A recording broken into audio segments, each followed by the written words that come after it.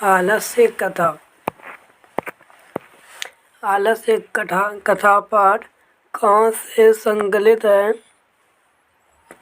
कहाँ होगा इस जगह? कहाँ से संकलित है? पुरुष परीक्षा नामक ग्रंथ से संकलित है। संसार में बच्चे का रक्षक कौन होता है? माता होता है। स्त्री का रक्षा पति से तथा आलसी की रक्षा नियोगी पुरुष या सज्जन पुरुष से होता है। मंत्री वीरेश्वर स्वभाव से कैसा था? दानी तथा करुणामयी। वीरेश्वर कौन था? मिथिला के मंत्री। आलसियों को प्रतिदिन भोजन कौन दिया करता था? मिथिला के मंत्री वीरेश्वर। आलसियों के सुख को देखकर किसने नकली आलसी बनने की कोशिश की थी? धूर्त लोगों ने। वास्तविक आलसी की संख्या कितनी थी? 4। बनावटी आलस दिखाकर कौन भोजन ग्रहण कर रहे थे? इसका आंसर है धूर्त लोग। अत्यधिक खर्च को देखकर राजा के कर्मचारियों ने मंत्री वीरेश्वर को क्या सलाह दिया? आलसियों की परीक्षा ले जाए। अत्यधिक खर्च बढ़ जाने के कारण राजा के कर्मचारियों ने मंत्री वीरेश्वर से कहा कि सारे आलसियों की परीक्षा ले जाना चाहिए। आग कहाँ लगाया गया था? आलस्यशाला में। आग आलस्यशाला में लगाया था ताकि वास्तविक आलसियों की परीक्षा हो सके। आलस्यशाला में आग क्यों लगवा दिया गया था? आलसियों की परीक्षा लेने के लिए। आलस्यशाला में आग क्यों लगवाया था? आलस्यशाला में आलसियों की परीक्षा लेने के लिए। आलस्यशाला में आग किसने लगवाया? मंत्री वीरेश्वर ने। आग को देखकर कौन पलायन हो गए? धूर्त लोग। जो नकली आलसी बना था वो सब वहाँ से आग को देखकर भाग गया। आलस्यशाला में आग लगने पर भी कितने लोग नहीं भागे? 4 लोग। जो वास्तविक आलसी था वो सब वहाँ से नहीं भागे। पहला आलसी क्या बोला? ये हल्ला कैसा? पहला आलसी क्या बोला? ये हल्ला कैसा? दूसरा आलसी क्या बोला? लगता है यहाँ आग लग गया है। दूसरा आलसी लगता है यहाँ आग लग गया है। तीसरे आलसी ने कहा कोई धार्मिक व्यक्ति नहीं है, कोई धार्मिक या सज्जन व्यक्ति नहीं है जो हमारे ऊपर पानी से भीगे कपड़े या चटाई को रख सके। चौथे आलसी क्या बोला? तुम सब हल्ला क्यों कर रहे हो? चुपचाप क्यों नहीं रहते?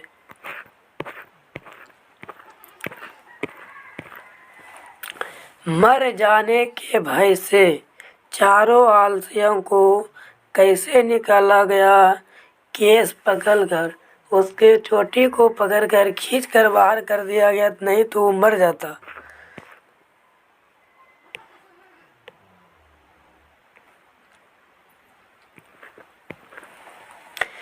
नीतिकार आलस्य को क्या मानते हैं?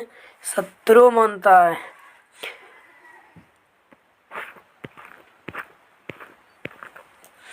भूख से पीड़ित होकर भी कौन कुछ नहीं कर पाते हैं? आलसी लोग अपना भूख को मिटाने के लिए भी कुछ नहीं करते हैं।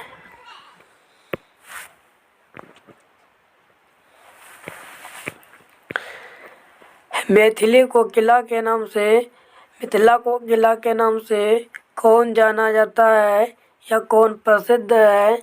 विद्यापति। मैथिली को किला विद्यापति को कहा जाता है। मैथिली को किला के नाम से कौन प्रसिद्ध है? विद्यापति। नीति निर्गत लोगों में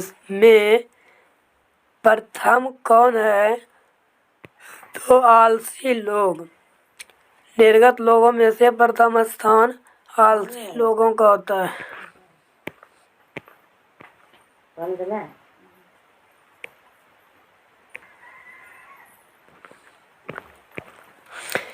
चारों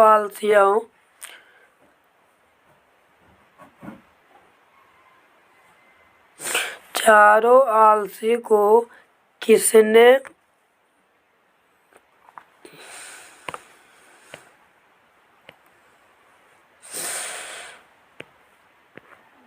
निकाला? चारों आलसी को किसने निकाला? नियोगी पुरुषों ने। धूर्त लोग आलस्य दिखाकर क्या ग्रहण कर रहे थे? भोजन को ग्रहण कर रहे थे। पुरुष परीक्षा किस भाषा में लिखा गया है? संस्कृत भाषा में। शरीर में सदैव रहने वाले मानव का सबसे महान शत्रु कौन है? आलस। शरीर में सदैव रहने वाले मानव का सबसे महान शत्रु कौन है? आलस।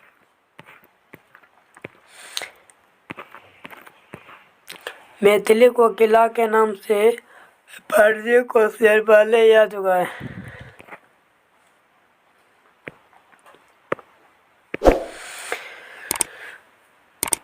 30 क्वेश्चन हमने कराया आलस एकता का। इसको पढ़ लेने के बाद एक भी क्वेश्चन बाहर यहाँ से नहीं जाएगा।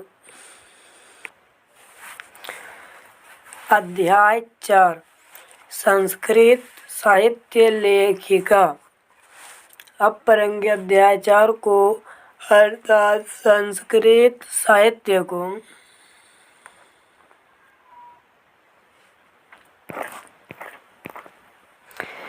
याज्ञवल्क्य ने आत्मतत्व की शिक्षा किसको दी थी? याज्ञवल्क्य ने आत्मतत्व की शिक्षा किसको दी थी? अपने पत्नी मैत्रेयी को।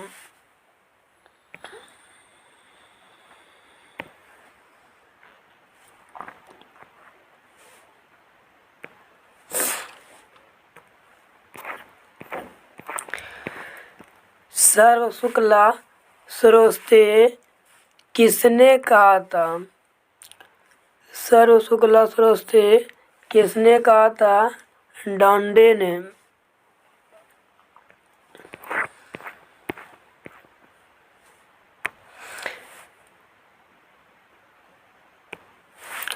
शंकर चरित्र का रचनाकार कौन है?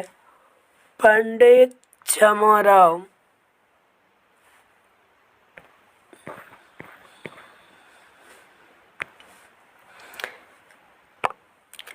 जनक की सभा में शास्त्रार्थ कुशला कौन था? जनक के सभा में शास्त्रार्थ कुशला कौन था? गार्गी।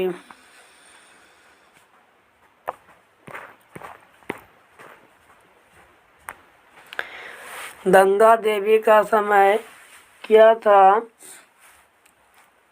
8वीं शताब्दी। गंगा देवी का समय 8वीं शताब्दी।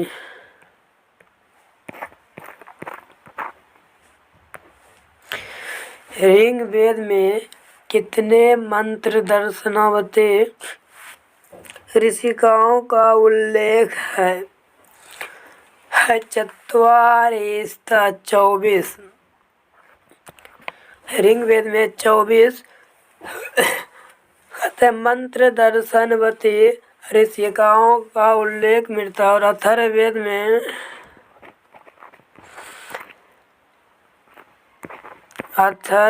में 5 ऋषिकाओं का वर्णन मिलता है।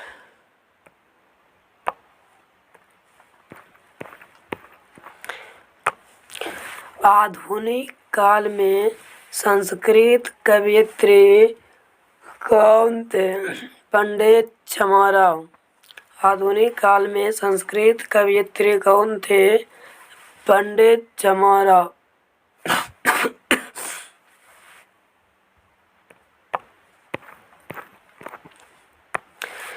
याज्ञवल्क्य की पत्नी कौन है? मैत्रेयी। याज्ञवल्क्य की पत्नी का नाम मैत्रेयी था।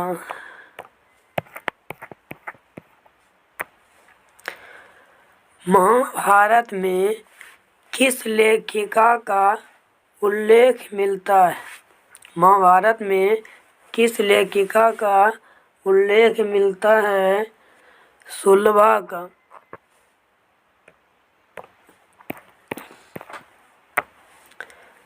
वर्तमान काल की संस्कृत लेखिका कौन है?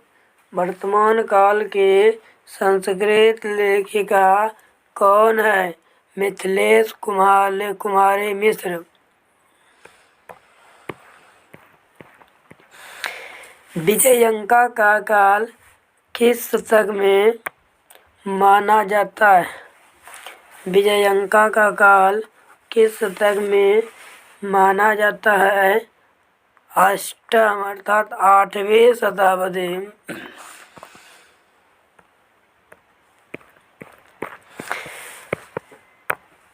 आधुनिक काल की संस्कृत लेखिकाओं में कौन अति प्रसिद्ध है? कौन अति प्रसिद्ध है? पंडित छमाराव।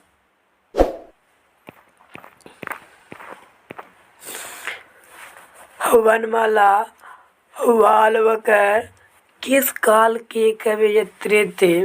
वर्णमाला वाल्वकर किस काल की कवयित्री है? वर्तमान काल की।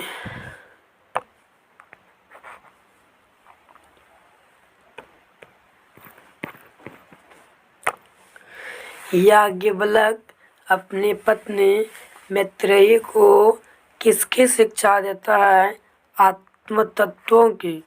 याज्ञवल्क्य अपने पत्नी को आत्म तत्व की शिक्षा देता है।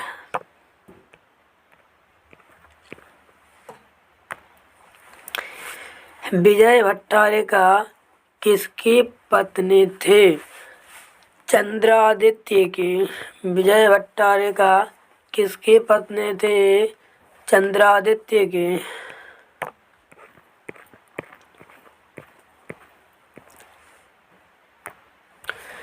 पंडित छमाराव द्वारा रचित सत्याग्रह गीता किसके दर्शन से प्रभावित है? महात्मा गांधी के दर्शन से। महात्मा गांधी से प्रेरित होकर पंडित छमाराव ने सत्याग्रह गीता का रचना किया था।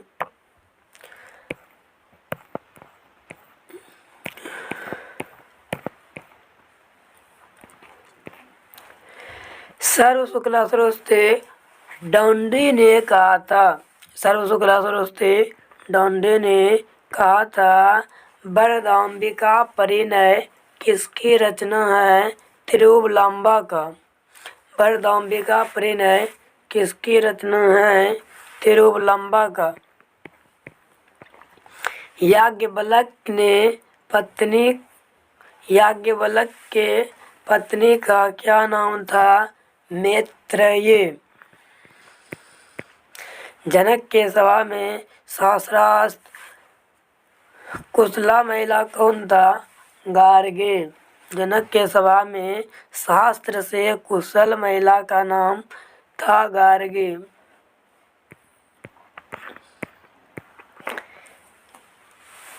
विजयंका किस कल्प की कवयित्री थी?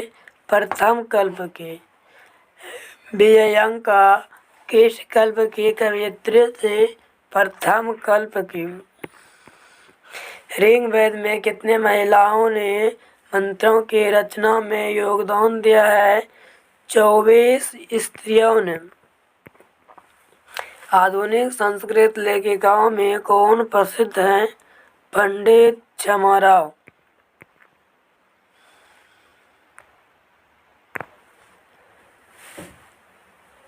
शंकर चरित्र का रचनाकार कौन है? छमाराव। अथर्ववेद में कितने ऋषिकाओं ने मंत्रों की रचना की थी? 5।